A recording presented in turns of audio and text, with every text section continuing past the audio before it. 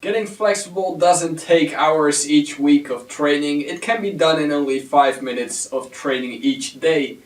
I will show you some intermediate exercises to get more flexible. If you have been training your flexibility for a while and if you're more advanced, then you probably know this exercise, which is a great stretching exercise for the quadriceps. But sometimes it's difficult to get the stretch intense enough if you're more advanced. So instead you can put your leg on an elevated object like this. So this is my squat rack, but you can also use a chair or anything else that you can put your leg on like this so that your toes can still point downwards. And then what you do is simply lean back a little bit by keeping your hips pointed forward, and this will stretch your quadriceps a lot further than actually standing and pulling.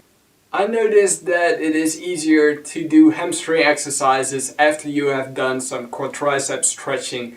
So first do your quadriceps and then go on to your hamstrings or do some exercises in between them. So anyways, the hamstring exercise that I will show you, and which is more advanced, is one where you only stretch one leg at a time and the other leg will go to the side or go back as far as you can, because this will put some extra stress on your hamstrings. But if you're a beginner, you might just want to keep your leg to the side or even more like this, or you can put it over here. And then what you will do is simply try to touch your toes, and of course if you can grab your toes or your foot, then grab it. And like I said, if you put your leg to the back, the other leg to the back, you can put more stress on your hamstring. So you can try and move your body closer to the leg that you are stretching.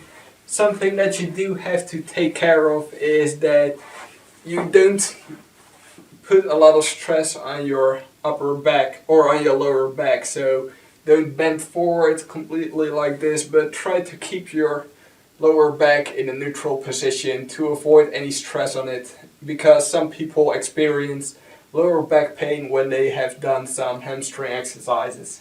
The next exercise is a hip stretching exercise, but it is also used to stretch the inner side of your leg and also your hamstrings a little bit, but I find it quite useful for stretching out your hips. So what you will do is place your feet to each other, against each other, and simply grab them and pull your body forward, or at least towards your feet.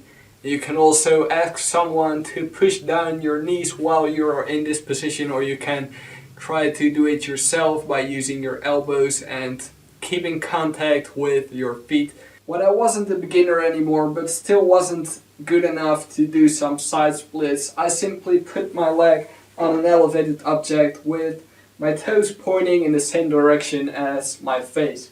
So by doing this you will stretch the inner side of your leg, and by leaning more towards your leg you will put more stress on it, and therefore you will get more flexible. The next exercise is one for the glutes.